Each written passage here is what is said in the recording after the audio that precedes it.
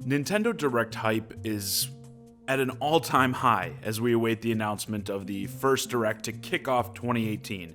Perhaps by the time you see this, the announcement has already been made. I know there are plenty of rumors that it will be announced this week, perhaps even tomorrow morning, as of the time of this recording, that is. Hopefully, it will give us a rundown, at least a better idea of what games we'll see this year, and specifically when we can plan to actually play some of them. Games like Yoshi and Kirby will surely be there as they've already been announced, but obviously the allure, what gets us pumped for a new Nintendo Direct, is the unknown, right? What sorts of surprises, new announcements will we see?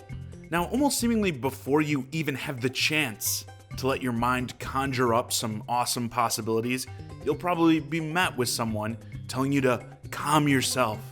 Don't get overhyped. You're only setting yourself up for disappointment or something like that. And that's good advice to some extent to keep your expectations in check. If you're expecting several blockbuster announcements, a new Pokemon gameplay trailer, and it's available right now. Yeah, if you're expecting something like that, yes, you'll probably be let down. But my problem with this whole don't get overhyped argument is I've sort of seen this ideology take over these announcement events. Like, if you're disappointed in it at all, like when I go over these things and I criticize them, there'll always be tons of people in the comments, it's all your own fault. You build things up in your mind. It was great. Every event is great. Even if they go up there and announce nothing. Oh, well, they never said they were going to give us something, so again, you built that up in your head. Okay, no.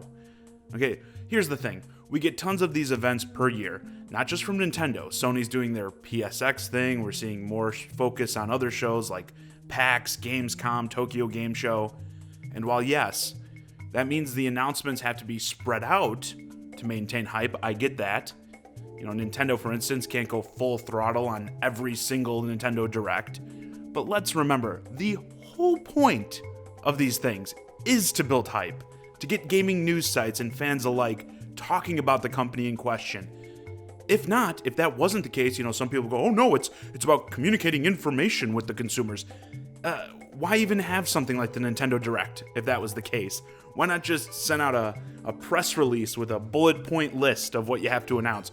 Kirby is coming out on X date, Yoshi is coming out on Y date. Okay, thanks. See you guys next time. Now take that idea and then put it against the Metroid Prime 4 announcement, which was essentially a video showing the number 4. Do you really think it would be the same if that was just announced in a press release? No, we get the pomp and circumstance of these presentations, all in the name of building hype.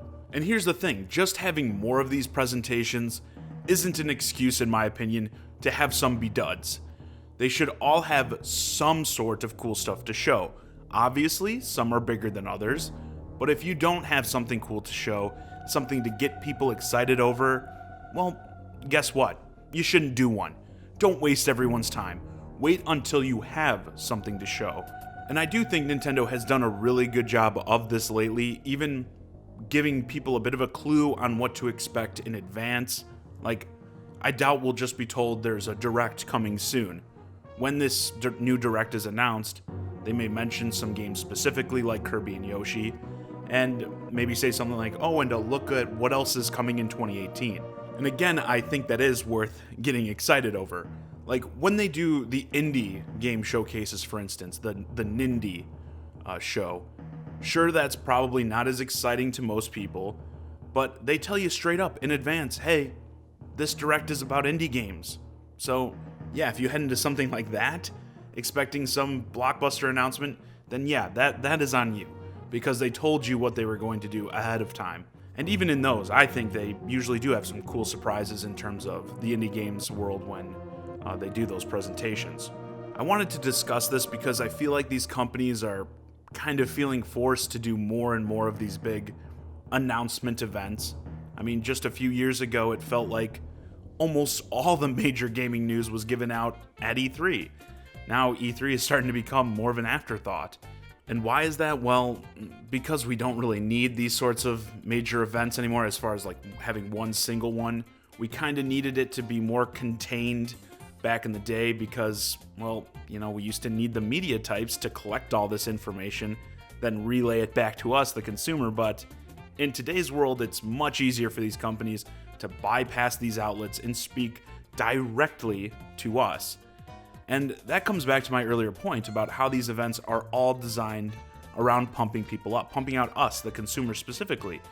Getting these fanboys on the edge of their seats before you give them a 1-2 punch of game announcements, then close it all out with an, "Oh, and just one more thing" type line before you melt their minds with something major. Again, the hype is the entire reason these types of presentations exist. There's seriously no other reason to do them. So when one is announced, I don't think you need to buy into this whole anti-hype agenda, I guess. Telling everyone, "Oh, calm down. Don't get too excited. Just get enough excited." I don't really think you need to do that. Yes, you need to keep your expectations in check a little, but at the end of the day, say this next big direct happens that we've been waiting for. The anticipation is building. I mean, geez, the last one was in what, like September? After this wait, this anticipation is building. When the direct finally drops, after people watch it, after it's over, if the majority of people are saying it was a letdown, sure, you can sit there screaming, "Oh, it's just your fault. You expected too much." But to me, it's on Nintendo, in my opinion, honestly. But on the flip side, if they do melt our minds, if we're all just left jaws agape, dumbfounded at how awesome their presentation was, that's also on Nintendo.